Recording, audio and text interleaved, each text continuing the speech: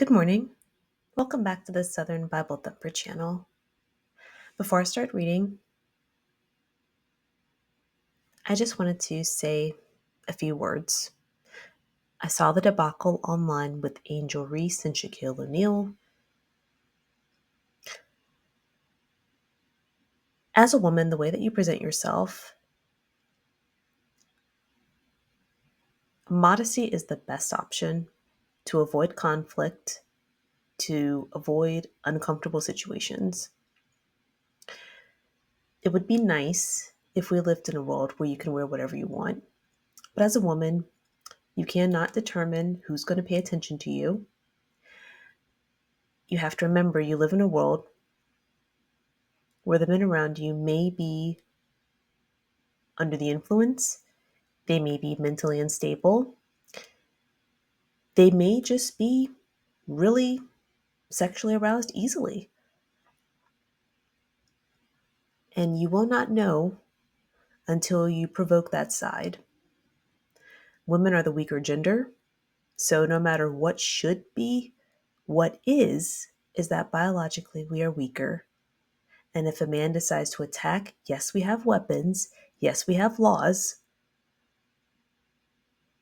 but you're doing yourself a disservice by inviting that type of energy to you.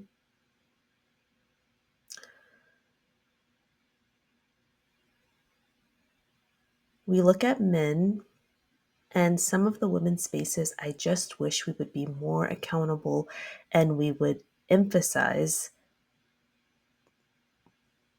that yes, people should do, but they're not always going to do what they should do. So that's why being modest will help even avoid having to worry about that. Another thing you should think about as a woman, if you don't remember, there's a song by Destiny's Child called Nasty Girl. Nasty, put some clothes on. I told you, these men don't want a hot female to stand around a black female, you nasty girl. They said that because sometimes even women will give you the shade. Okay? You get to where you're in your mid 30s and you get around some of the women that you grew up with, and you're both in your mid 30s. Maybe life has gotten to her and she can't get away with the midriffs. And I'm just saying, if you keep your body in that state and you get into that type of situation, it's uncomfortable. So being modest will help avoid those kind of conflicts with men and women, because that's one side that women you never hear them talk about in these women's spaces. It's other women that will be the problem sometimes, or that will give you the shade, will give you that weird energy. And if you would have just worn a different type of outfit, more conservative, you might not have experienced that. Also consider the way that we treat men, or the way that men. Me and my sister were at a Walmart one time, and we were behind this man who had on the tightest outfit. And he was good looking man. He was in shape, but he had on skin tight booty shorts and a skin tight spandex lycra shirt. I mean, everything was stretched. It was exercise wear. He was cheeked up, and he was holding all of his groceries. He was standing in front of us in line. And so, he dropped one, he caught it real quick. I mean, every movement was so defined, and I felt like I couldn't look away. Consider how we think of men when we see them getting false dreads, BBL beards, and just wearing fake hair units because maybe they're experiencing hair loss. Remember how we treat them and how we think of them. It shouldn't affect us because it's not going on our body. We shouldn't have anything to say. They should be able to wear whatever they want. When men paint their nails pink and paint their toes red, we should be able to just accept it. But we don't. And I'm one of the first to criticize. I hate that. I hate, if you're not like sweet you're gay. I don't like a man doing that. Well, I can ignore it if he's not my man. I don't want my man wearing fake hair. I would rather him be bald. And I was in a relationship with a man, and he experienced hair loss in a relationship. And I learned so much from that relationship. I was 22. That was 10 years ago. And even though it ended very badly, um, I'll never have anything bad to say now that I've healed from it, because number one, I picked him, but also I learned so much about men and how to interact with them. And I think I would be a better partner today because of my experience with him. But I just want to put that out there. We don't treat men like that. We don't say they should be able to wear whatever they want. No, we get in the comments and we roast them. We call them sassy. And me too, because I hate it too. I hate it too. I want a man to deal with what he has. That's part of being masculine to me, is looking at what is going on with you and just dealing with it. If you're going bald, get in shape, because that looked good. But being bald and being fat, that don't look good to me. My opinion. My opinion. Okay? Because I'm in that age range now where I'm 35, so most of the men around me look like that. That's why I have a real irritation when men are overweight, bald, and then they want to get online and talk about women every day. Because why aren't you getting in shape? Shouldn't have no soft chest like me. All right. For this upload, we're going to be reading Joshua chapter 7.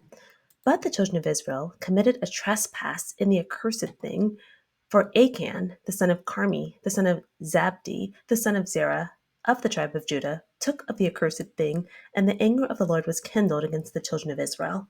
And Joshua sent men from Jericho to Ai, which is beside Bethaven, on the east of Bethel, and spake unto them, saying, Go up and view the country. And the men went up and viewed Ai. And they returned to Joshua, and said unto him, Let not all the people go up, but let about 2,000 or 3,000 men go up and smite Ai, and make not all the people to labor thither, for they are but few. So there went up thither of the people about 3,000 men, and they fled before the men of Ai. And the men of Ai smote of them about 36 men, for they chased them from before the gate, even unto Shebarim, and smote them in the going down. Wherefore the hearts of the people melted and became as water. And Joshua rent his clothes, and fell to the earth upon his face before the ark of the Lord until the eventide. And he and the elders of Israel, and put dust upon their heads. And Joshua said, Alas, O Lord God, wherefore hast thou at all brought this people over Jordan to deliver us into the hand of the Amorites, to destroy us? Would to God we had been content and dwelt on the other side Jordan. O Lord, what shall I say when Israel turneth their backs before their enemies? For the Canaanites and all the inhabitants of the land shall hear of it, and shall environ us round, and cut off our name from the earth. And what wilt thou do unto thy great name? And the Lord said unto Joshua, Get thee up, wherefore liest thou thus upon thy face? Israel hath sinned, and they have also transgressed my covenant which I commanded them, for they have even taken of the accursed thing, and have also stolen, and disassembled also, and they have put it even among their own stuff. Therefore, the children of Israel could not stand before their enemies, but turned their backs before their enemies, because they were accursed. Neither will I be with you any more, except ye destroy the accursed from among you. Up, sanctify the people, and say, Sanctify yourselves against tomorrow. For thus saith the Lord God of Israel, There is an accursed thing in the midst of thee, O Israel. Thou canst not stand before thine enemies, until ye take away the accursed thing from among you. In the morning, therefore, ye shall be brought according to your tribes, and it shall be that the tribe which the Lord taketh shall come according to the families thereof, and the family which the Lord shall take shall come by households, and the household which the Lord shall take shall come man by man. And it shall be that he that is taken with the accursed thing shall be burnt with fire, he and all that he hath, because he hath transgressed the covenant of the Lord, and because he hath wrought folly in Israel. So Joshua rose up early in the morning, and bought Israel by their tribes, and the tribe of Judah was taken. And he bought the family of Judah, and he took the family of the Zarhites, and he bought the family of the Zarhites man by man, and Zabdi was taken. And he bought his household man by man, and Achan, the son of Carmi, the son of Zabdi, the son of Zerah, of the tribe of Judah, was taken. And Joshua said unto Achan, My son, give, I pray thee, glory to the Lord God of Israel, and make confession unto him, and tell me now what thou hast done. Hide it not from me. And Achan answered Joshua and said, Indeed, I have sinned against the Lord God of Israel, and thus have I done. When I saw among the spoils a goodly Babylonish garment, and 200 shekels of silver, and a wedge of gold of 50 shekels weight, then I coveted them, and took them, and behold, they are hid in the earth in the midst of my tent, and the silver under it. So Joshua sent messengers, and they ran into the tent, and behold, it was hid in his tent, and the silver under it. And they took them out of the midst of the tent, and brought them unto Joshua and unto all the children of Israel, and laid them out before the Lord. And Joshua and all Israel with him took Achan the son of Zerah, and the silver, and the garment, and the wedge of gold, and his sons, and his daughters, and his oxen, and his asses, and his sheep, and his tent, and all that he had, and they brought them unto the valley of Achor. And Joshua said, Why hast thou troubled us? The Lord shall trouble thee this day. And all Israel stoned them with stones, and burned them with fire, after they had stoned them with stones. And they raised over him a great heap of stones unto this day. So the Lord turned from the fierceness of his anger, wherefore the name of that place was called the Valley of Achor unto this day.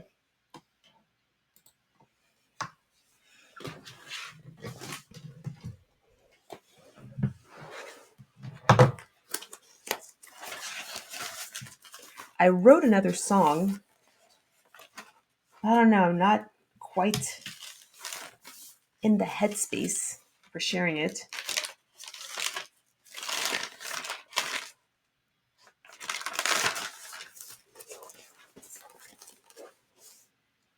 Summarizing Joshua chapter 7. Achan, from the tribe of Judah, broke the rules in verse 1. He kept forbidden items. Joshua sent spies to nearby territory, Ai, to observe the area before engaging in war. In verse 3, the spies tell Joshua that the population can be conquered by a portion of the Israelite army, so 2 to 3,000. Instead, Israel was conquered, and about 36 men were killed. Israel's hearts melted and became like water. In verse 6, Joshua mourned before the ark of the Lord until evening. The elders also mourned. Verse 7, Joshua asks why Israel was not protected. Why were they brought here to be destroyed? The Canaanites will hear about this and destroy us. What then, God, will everyone think about your name? Verse 10, God tells Joshua, Get up. Why are you crying for? Israel disobeyed me by keeping forbidden items. They've also lied about it and hidden it with their own items. This is why Israel was defeated. God then tells Israel that I will not be with you anymore, or he tells Joshua, I won't be with Israel anymore until you destroy those items. Tell Israel to consecrate themselves, that Israel cannot win against the enemy until these things are destroyed. God continues in verse 14. Tell Israel to present themselves before the Lord, tribe by tribe. God will choose the clan. The person and their family will be destroyed by fire for violating the covenant. I just want to point out that the Lord starts talking in verse 10. So he's still talking through verse 14 and 15. And we know that because the quotes end here and begin there with the Lord said to Joshua. So we do see some other punctuation here, but that beginning and that closing is specifically what God said to Joshua. Part of keeping the messages straight and understanding the action that's going on is knowing who is talking. Because if we know who's talking, then we know what we need to listen to, what is more important to listen to. When God says something, it's much more important than when a supporting character says something.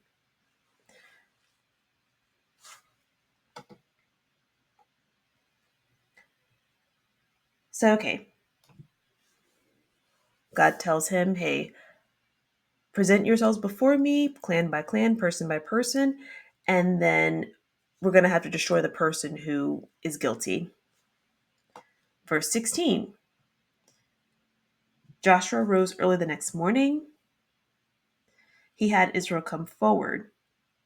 The family or the tribe of Judah was chosen. Then the Zaharite clan was chosen. Then the Zimri clan was chosen. And then Achan, the person mentioned at the beginning, was identified as the wrongdoer. He admits to keeping a beautiful robe along with some silver and with some gold. He tells Joshua the hiding place, which is verified by some messengers or by some guys that were sent.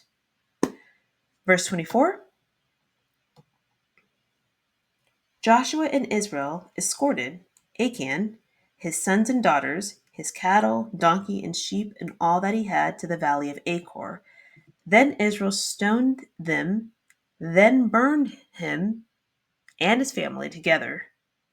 They also threw stones on the area after they had stoned them and burned them to sort of like cover up the area. And this turned God's anger away from Israel. One thing that I would like to point out here is even though God had the ability to just tell Joshua who it was, he had him go through this process of escorting different people up to illustrate fairness. All of these things are to help establish Joshua as a leader because the only leader that Israel has known has been Moses. So these wins, the miracle of moving the Jordan River so that they can walk through on dry land, and then showing this process in front of Israel that Joshua intends to be fair by going through tribe by tribe, person by person. This is helping to establish Joshua as a leader. And I did read, or I don't want to say because I didn't dig through the rest of the book of Joshua, but I did skim it and read, doesn't mention that Joshua ever was married or ever had children.